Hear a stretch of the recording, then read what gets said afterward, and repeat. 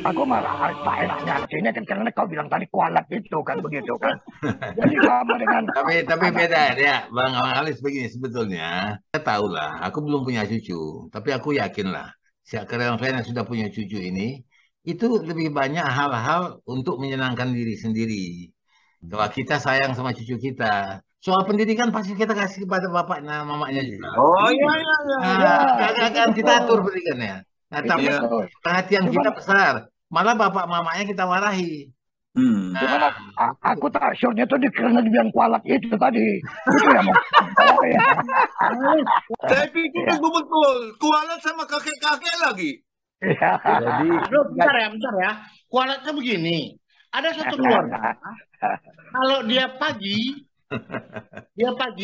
diantar anaknya sama kakek neneknya. Lihat, Oh. Oh. pada hari tertentu, yang kakek nenek ini bisa bebas kemana-mana hanya pada hari dia libur. Kalau tidak, tanggung jawab si cucu ini adalah kakek sama neneknya menjaga. tapi Itu gua nggak kualat. Kalau tapi kalau kalau itu kakek neneknya mau, kenapa salahnya? apa salahnya? Sekarang siapa kakek neneknya nggak mau? Nggak Ya, mungkin nggak mau. ya. Cuman orang jangan kakek jadi nenek, tanggung orang jawab. kakek neneknya juga kepengen. Jadi Iya. sebenarnya Iya. kalau seandainya wanita karir kau bilang bukan anti ya, artinya tidak di rumah lah si perempuan itu. Aku juga banyak lihat ibu-ibu yang di rumah main handphone, anaknya di sebelah main handphone. Dia nggak pernah Iya. keluar. Jadi nggak Itu jaminan juga itu gitu loh. Ya, ya. Ya. ya Ya. memang zaman sekarang nggak ada yang bisa jadi jaminan terus. Saya- Zaman sekarang Kalau nggak ada yang bisa jaminan. Dijaga nggak jaminan sekarang? aku bilang statement kau tuh salah lah, itu udah pasti lah. Janganlah pula kau bilang kualat jadi batu pula nanti bayar. Kalau menjadikan cucu tanggung jawab pemeliharaannya kepada si kakek dan si nenek itu kualat. Kenapa? Oh. Oh. Kakek dan nenek sudah memelihara satu generasi. Jangan generasi kedua tanggung jawab dia juga. Apalagi Pak Jaya lagi sibuk melihara kucing ya. Tadi suara kucing dari Bapak itu. Iya. Ada 6 kucing bang. Ada 6 kucing. Ya, syukur aja aku macam aku cucuku udah remaja semua kan, jadi tak perlu perhatian yang penuh itu adalah apa. Tapi kalau sampai dibilang kualat, itu aku tak setuju. Tapi Bang Halis lebih bagus. Cucunya udah remaja, mereka udah bisa berpikir sendiri juga. Jadi Ya, kita betul. kontrol aja kan begitu. Tidak lagi main titip-titip. Berarti mereka aman lah cucunya remaja di luar itu. Kalau ditanya orang, cucu siapa kau? Cucu Bang Halis. Oh, kepala preman itu ya. Udah takut. Ada satu anak buahku ya di kantor. Itu dia curhat sama aku, sedih juga.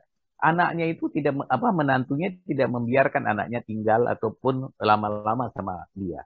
Jadi sebenarnya kebalikan juga, banyak orang tua itu yang rindu sama cucu yang justru tidak diberi kesempatan yang diharapkan oleh dia. Ya, betul nggak Bang Bahrudi? Makanya kadang-kadang rindu sekali. Jadi jangan ekstrem gitu loh. Oh ini jadi kualat. Kadang-kadang memang inginnya seorang orang tua ini mengurus cucunya. Ya kan, malah itu hadiah. Anakku sekarang di rumah ini, aku buat sedemikian rupa supaya nggak kemana-mana. Kalau dia pergi pindah, aku berat juga rasanya gitu kan. Jadi ini kan kebahagiaan yang lebih kita, lagi terus lebih kualat dia kalau menyerahkan anaknya itu sama pembantu. Itu lebih kualat. Daripada sama neneknya. Ya kan? Ya kan? Ada aku yang bisa ngurus, bisa melihat. Kenapa kau mesti bayar sama pembantu? Kan begitu. Lah hati seorang kakek ya. Bang Hairul kan cucunya udah gede-gede Bang ya. Bang Hairul udah kelas 3, kelas 2 SMA, yang kecil masih kelas 2 SD. Abang kasih komentar dulu sedikit lah. Bagaimana keberadaan cucu itu di mata Abang lah. Kan saya udah lama pensiun ya kan. Jadi cucu saya itu dari saya pensiun awal, dia lahir sudah dekat dengan saya. Malah pernah cucu saya itu tiba-tiba orang tuanya pindah kerja ke Abu Dhabi. Cucu saya kan ikut. Waktu itu dia sudah umur 3 tahun kira-kira. Di Cengkareng nangis keras dia. Pisah sama kita ini. Kemudian kita pergi ke sana, menyusul dia ke Abu Dhabi ya. Nah, berapa bulan di situ kita pulang. Waktu kita pulang dia juga nangis keras. Sesudah dia besar ini kita tanya, kenapa dulu kau begitu? Katanya, kupikir dulu yang bapakku sama emakku tuh kalian ini. Bukan itu. Jadi sampai sekarang anak-anak itu dekat sama kita. Kita juga nggak merasa terpaksa. Ya, abang kan? Terbebani nggak? Karena saya juga udah pensiun. Misalnya cucu saya itu dulu susah tidur. Saya ada metodenya supaya dia bisa tidur. Saya masukkan ke mobil, saya raunkan keliling kompleks. Nggak sampai 10 menit tidur dia. Tidur. Ya. Jadi aku tanya itu kenapa, Bang? Karena gini, tidak semua orang sama. Jadi cucuku itu, begitu walaupun nangis, sedatang aku langsung ngomong, ndong. Dia umur 1 tahun setengah. Terus kawanku ngomong, aku nggak pernah ngedong-ngedong cucu kalau terpaksa sekali. Aku bilang, beda. Aku menikmatinya. Dan dia begitu dilihat ada itu ndong-ndong. Jadi makanya beda. Nggak bisa disamakan. Bagi kita kebahagiaan luar biasa. Kau nggak kualat terus, kau nggak kualat. anakku nggak kualat. Tapi bagaimana lah cucu ya, aku juga nggak ngerti, belum tahu. Tapi aku lihat ya, kenapa dia dekat sama opanya, sama kakeknya, sama opungnya, kenapa? Kalau bapak dan ibu melarang aja, kalau kakek apapun dibiarkan. Iya betul. Apapun dikasih. Jadi ada ceritanya begini, ada seorang tua, dia setiap cucunya datang, anaknya datang dikasih duit. Pokoknya siapa yang datang ke rumah dia, dikasih uang, dikasih makanan, dikasih uang segala macam. Ada orang bertanya, kenapa kau mesti mengasih uang, mengasih makanan, menyediakan semua untuk anak cucu kau? Bukan apa-apa. Sekarang orang datang itu kan berpikir dia apa keuntungan. Itu anak muda sekarang. Apa yang peroleh kalau aku datang? Aku kasih dia uang sama dia, nggak ada masalah bagi aku katanya. Pokoknya profitnya ya. Aku masih protes lagi sama kau tuh, Jai. Apa salah itu seorang kakek itu memberikan kepada cucunya? Itu darah dagingnya itu kan. Iya. Sekarang gini, Bang. Bukan dia datang itu bukan urusan bisnis. Dia mungkin datang mau ke rumah tuh. Bukan. Cara berpikir kau tuh seolah-olah bahwa anak tuh datang untuk berbisnis sama kakeknya. Bahwa dia ada datang ke sana kan dikasih uang. Begitu cara aku menangkapnya. Iya, aku hanya menceritakan. Yang satu ngomong begini, yang satu anggap lain lagi nih ceritanya nih. Aku hanya menceritakan, kenapa kau kasih begitu? Aku mau mereka datang ke rumahku. Aku hanya mereka mau datang ke rumahku, terserah motivasinya apa. Tapi setelah dia datang, aku akrab, maka itu mereka tidak akan memikirkan uangnya lagi. Kau ngomong begitu ya, tadi kan Bang Hairul ngomong juga ternyata bahwa tanggapan atau yang ada di benak anak-anak atau cucu ini berbeda-beda juga terhadap situasi yang terjadi. Misalnya kayak tadi dibilang, saya pikir bapak mama aku ya panggil sahabat atau apa ya. Nah, bisa seperti itu. Nah kedua misalnya ada juga yang memotivasi kayak kau bilang tadi. Kalau aku malah sebaliknya, aku tuh tidak pernah mengkompensasikan anak ataupun cucu itu dengan uang. Jadi misalnya kalau aku kasih uang bukan karena upah. Aku kasih uang bukan karena setiap dia datang, karena nanti aku kalau datang tempat kakekku dapat duit, maka itu jadi motivasi. Nah itu yang bahaya juga. Itu kan masalah pendidikan juga sebenarnya. Kalau begini saya sederhana aja. Kalau ke Medan nanti saya mau datangi Pak Jaya aja biar dikasih duit. Bukan mahal. Karena memang motivasinya kan. Sekarang anak-anaknya ribut. Nah ini HP, dikasih HP supaya anak-anak main. Itu sama aja kan. Salah itu. Ya. Itu sama. Sini kok. Atau datanglah cucunya, datang sama dia, nengok HP-nya. Pinjam HP itu, Itu kalau yang kecil. Kalau yang udah punya HP sendiri nggak akan datang lagi. Tapi kau kesan aku. Jai, aku mengambil kesan kau macam musuh kali kau sama cucu kau. Iya. Cucu aku ya. Seolah-olah datang pun meminjam sama kau. Dia meminjam HP kau tuh karena dia menganggap bahwa kau tuh kakeknya. Kalau orang lain, aku yakin potong kuping aku kau berani dia minjam.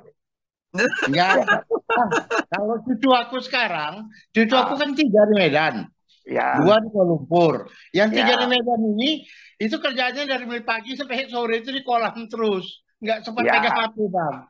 Oke. Nggak sempat pegang HP dia. Kalau begitu kedekatannya sama kau itu memang relatif kurang. Jadi kau ambil contoh apa yang dikatakan Hairul, apa katakan Bahar, apa katakan Idrus. Karena si Hari kan belum ada cucu. Kedekatan mereka itu kan beda sama kedekatan kau sama cucu kau. Jadi tak bisa kau ambil satu garis begitu. Ya kan?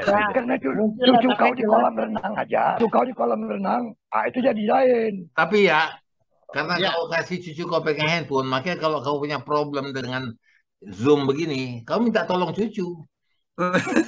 Kita tak tahu, mereka lebih pintar dari kita. Kayak Bang Hairul, kayak Bang Hairul. Rusak kau punya suara sekarang audio. Panggil cucu. Cuma kan aku sama mereka nggak sama tinggal. Mereka tinggalnya, aku ke berdua. Mereka kan tinggalnya di itulah kualat kau itu. Kenapa tinggal berdua aja? Karena kondisi itu jangan kau terus semua membuat vonis ke orang lain tuh harus mengikut cara kau. Nggak bisa. Ya Bang, mamanya sama bapaknya wajib menjaga cucunya. Anaknya Kerja, anak sama cucu dititipkan. Itu baru jelas bisnis. Sebagian besar ada begitu, tapi sebagian besar ada yang merasakan. Iya, betul kau bilang tuh. Ya, aku pun ada beberapa yang begitu, anak tuh kan begitu. Ada yang di apa-apa. Tapi ada juga yang barangkali dia merasakan bahwasanya, oh, kalau aku membiara pembantu, tidak pun memberatkan dan tidak membebankan si neneknya, why not? Katanya apa salah? Kan begitu. Jadi tak bisa kau membuat suatu garis bahwasanya itu semua kualat. Ya, aku nggak setuju begitu, Pak. Bahasa Indonesia ada itu Bang, totem pro pasti prototem itu kan ada memang itu. Sekarang kembali kepada pemuda tadi. Ya udah, daripada kita bicara soal cucu. Ya kan pendidikan kepala ya. udah generasi ke bawah itu kan. Geser bang, sebelum dikualat kita semua bang, geser bang. Sebelum dikualatkan si Jaya, ya bagus kita pindah arah dulu kan begitu. Ya kan, aku mau lihat apa. Tapi Bang Halis, kalau kita generasi muda ini, para pemuda itu sebagai cucu kita akan merasa bertanggung jawab untuk mengurusnya. Iya, jadi diskusi ini tadi nyambung juga sesungguhnya. Bagaimana kita memperlakukan cucu menghadapi generasi muda. Dan aja lah dia mau mampus, kan itu yang susah. Ya. Pembentukan itu kan mulai dari kecil tadi, kecil yang kan dari mulai cucu yang kecil. Kan sekarang misalnya cucu Bang Ali, cucu Bang Hairul kan udah gede-gede. Tapi itu kan ada proses dari kecil. Ini pasti akan ada pengaruhnya terhadap yang atau dia besar nanti. Nggak mungkin nggak ada pengaruhnya. Jadi peranan kakek ini juga sangat besar sebenarnya persoalannya kan gitu kan. Penampilan. Jadi yang diturunkan oleh si kakek kepada anak ini bukan saja cuma nasihat. Di perilaku kakek ini juga yang dia amatin gitu. Begini ya, kaget kau nanti kan. Cucu kau, dia lebih suka dengar dangdut. Dari mana dia belajar? Dangdut yang agak parah-parah buat. Padahal kita tidak pernah kasih dengar, rupanya pembantu ngasih dengar lagu dangdut. Asip dia Jojo dibanding-banding gitu kan susah kita ini. Itu dia. Kalau makna lagu itu kita selami, ada juga kaitannya begini. Kita sebagai orang tua juga jangan membandingkan kita dengan generasi baru ini. Itu kekacauannya. Jadi ada benarnya juga tadi Pak Jaya, bahwa memang mereka itu ya sebagai objek, jangan sebagai subjek. Mereka juga harus sebagai subjek, jangan dijadikan objek. Kan itu rusaknya sekarang. Kita anggap generasi muda ini sebagai objek pembangunan. Padahal mereka sesungguhnya adalah subjek. Perlu kita dengar mereka. Apa sih aspirasinya? Begitu loh. Jadi ya lagunya Farel jadi banding-banding kayak itu ya relevan. Karena kita selalu membandingkan dengan diri kita. Gitu loh. Tapi kita harus akui, generasi muda sekarang, cucu kita nih, jauh lebih hebat dari kita. Jauh lebih dahsyat. Mereka tuh multitasking. Kita tuh hanya ngerjain satu persoalannya nggak beres. Mereka pekerjaan sekaligus pada saat yang bersamaan bisa dilakukan. Jadi begini, kalau boleh saya belum disimpulkan lah. Tapi yang kelihatannya itu sekarang tadi kan kita tidak membanding-bandingkan. Tadi Baharudin bilang ini kan dengan pokok pangkal pembicaraan Khalis tadi kan orang tawuran. Ada Sumpah Pemuda. Kita bilang pemuda ini nggak tahu Sumpah Pemuda. Malah ditambahin oleh Baharudin tadi bahwa sekarang kita mau memajukan juga bahasa daerah itu jangan hilang kan gitu. Bahasa Mandailing Angkola di rumah katanya pakai bahasa Inggris kan begitu malah. Saya mau kasih contoh bagaimana sebetulnya keluarga bisa mendidik anak, bisa berbahasa Indonesia dengan baik, bisa berbahasa daerah, bisa berbahasa Inggris. Ada contohnya satu keluarga Minang yang tinggal di Amerika, yang kabarnya juga sudah jadi warga negara Amerika. Bisa dilihat di YouTube itu. Anak perempuannya pakai jilbab, bahasa Minangnya lancar. Bahasa Inggrisnya sudah pasti dia di Amerika kan. Dan bahasa Indonesianya juga bagus. Malah ngajar ngaji di Amerika. Itu yang perlu dicontoh keluarga itu, bagaimana dia bisa mendidik anaknya itu. Kita di Indonesia ini kan terbalik. Kita bangga anak kita, cucu kita nggak bisa bahasa Indonesia dengan lancar. Kalau bahasa Inggris hebat dia. Gitu kan? Ya, kan terbalik. Nah, keluarga yang Minang itu tadi saya lihat di YouTube itu, aduh luar biasa anak perempuan itu. Bahasa Minangnya kayak orang tinggal di Bukit Tinggi. Bahasa Inggrisnya juga hebat. Jadi kalau tadi Baharudin bilang mau bahasa Angkola, malah dia minta bahasa Inggris kan gitu. Oh iya Bang. Tapi juga perdebatan itu juga menarik. Ini karena dia mungkin tinggal di sini. Kalau dia tinggal di Amerika barangkali juga akan seperti itu. Karena dia sunyi. Ya, banyak keluarga Indonesia yang tinggal di luar negeri, kecenderungannya anaknya nggak bisa bahasa Indonesia. Ada satu fenomena begini. Dulu waktu saya masih muda, itu di radionya si Isari itu kalau udah ngomong logat Jakarta udah hebat betul. Jadi kalau kita dulu kan logat Jakartanya luar biasa.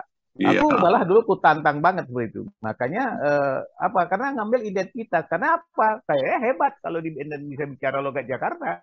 Nah, sama seperti itu. Tapi begitu orang di Jakarta, kayak kita sekarang malah bangga bisa berdialog, berlogat Medan, dialek Medan.